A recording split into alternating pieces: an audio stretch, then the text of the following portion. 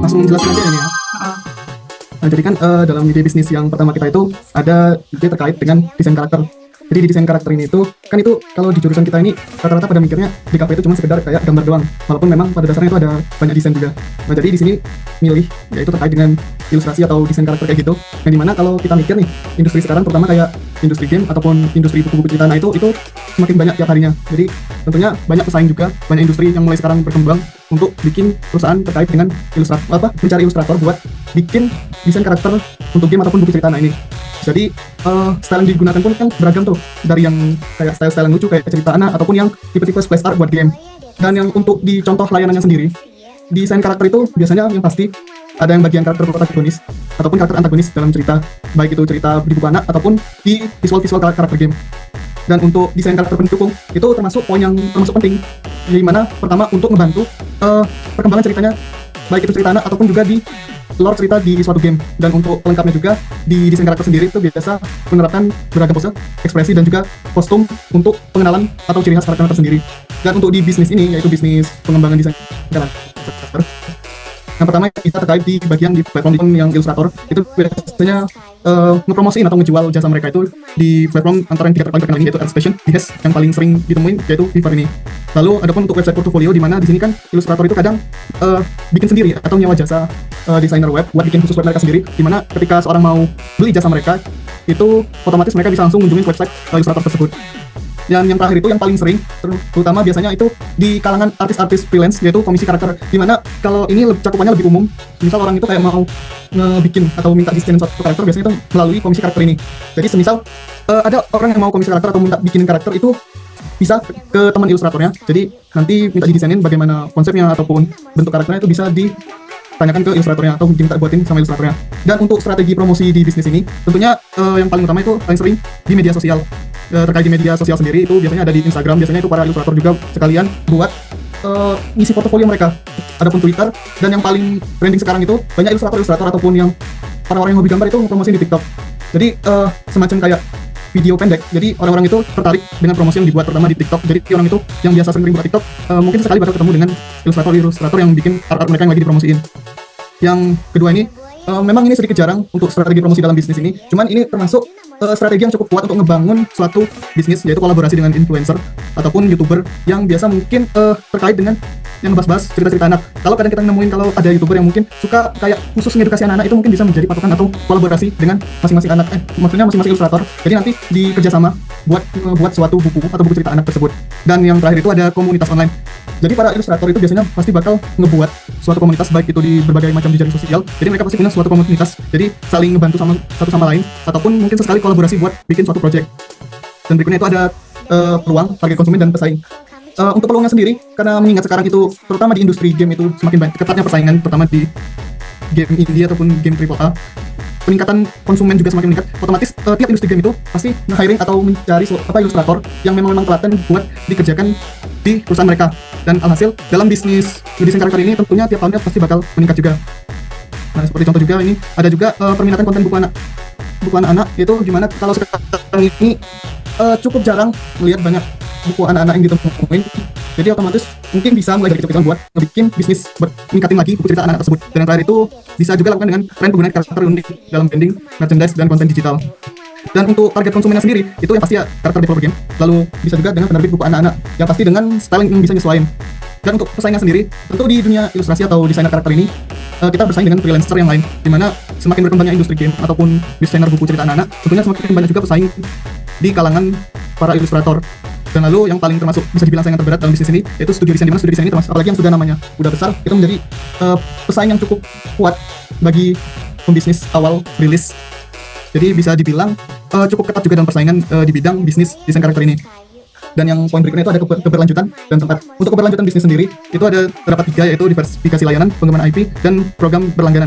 Dimana kalau diversifikasi ini ada menawarkan paket lengkap mulai dari desain karakter hingga pembuatan aset tambahan seperti background, ilustrasi adegan, atau storyboard. Sehingga kalau dalam industri game ini nggak cuman kayak kita cuma sekedar mendesain karakter aja, kita bisa juga menawarin jasa lain seperti ilustrasi adegan ini ataupun seperti background. Jadi kita bisa menawarkan langsung satu paket seperti itu. Dan untuk pengembangan IP sendiri, di mana di sini kita bisa mengembangkan intellectual property berupa karakter dan cerita yang dapat dipasarkan sehingga menjadi produk yang terpisah. Jadi kita juga bisa merangkai suatu cerita, jadi kita bisa jual cerita kita dan juga bisa jual ilustrasi yang karakter kita buat tadi.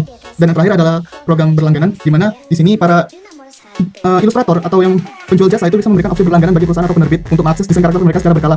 Jadi suatu waktu, semisal suatu industri mau bekerja sama dengan bisnis kita bisa ngejalin suatu kontrak di mana sampai waktu tempo yang ditentukan, itu mereka bisa memiliki akses untuk mengakses karakter yang sudah kita buat tersebut. Jadi ketika masanya sudah jatuh tempo, itu kita bisa menawarkannya lagi apakah aset ini masih ingin digunakan atau tidak. Dan begitu mereka bisa melakukan berlangganan secara bertahap. Dan yang terakhir itu ada tempat operasional, di mana bisnis ini untuk sekarang ini banyak industri yang mereka lakukan itu dengan online atau tim remote kayak gitu, tim desain remote. Namun jika diperlukan juga, industri biasanya juga melakukan di studio langsung ataupun bertemu secara fisik kayak gitu dengan ruangan kerja kreatif adalah pilihan kerja yang terbaik. Mungkin kurang lebih seperti itu buat ide bisnis dari desain karakter. Terima kasih Tio. Ide yang selanjutnya di sini kita akan suaraku kena yo. Ya suaraku kedengeran nggak? Selanjutnya adalah desain merch. Untuk merch kali ini kita memiliki objek yaitu Keraton Mangkunegaran. Untuk latar belakang kenapa kita memilih Keraton Mangkunegaran ini sendiri, karena Keraton Mangkunegaran itu tidak lepas dari sejarah Surakarta sendiri. Jadi banyak peristiwa bersejarah yang terjadi di Keraton Mangkunegaran sendiri. Kemudian kita sebagai mahasiswa DKV berinisiatif untuk melestarikan dan mempromosikan keberadaan Keraton Mangkunegaran itu sendiri dengan menjual merchandise yang ofisial dan otentik. Selanjutnya di sini ada beberapa produk yang bisa dijadikan merchandise. Salah satunya ada kaos, kemudian tumbler dan photocard. Nah, photocardnya sendiri itu kita konsepnya adalah ada gambar informatifnya serta ada informasi di bawah yang menjelaskan apa itu di gambar tersebut.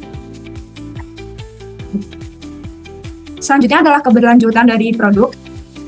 Kita di sini ada dua pilihan. Yang pertama adalah mengadakan kolaborasi dengan pihak keraton sendiri. Jadi kita untuk membuat produk ini melakukan kolaborasi, jadi tidak berdiri sendiri. Jadi diharapkan produk ini nanti bisa ofisial dan kita harus melakukan izin dulu ke keraton. Yang kedua adalah kita lakukan produksi mandiri.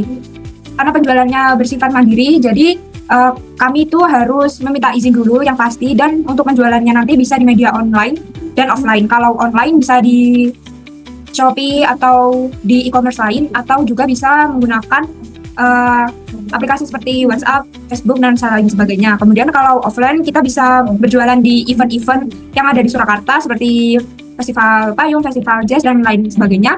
Selain itu kita juga bisa berjualan di jalan seperti Gatot Subroto. Untuk teknik penjualan sendiri kita bisa buka toko di sekitar tempat wisata itu sendiri. Kan kita tempat wisatanya mau targetnya keraton. Biasanya kenapa keraton? Karena itu tempat yang otentik banget di Solo. Jadi mungkin para wisatawan tujuan utamanya bakal ke keraton.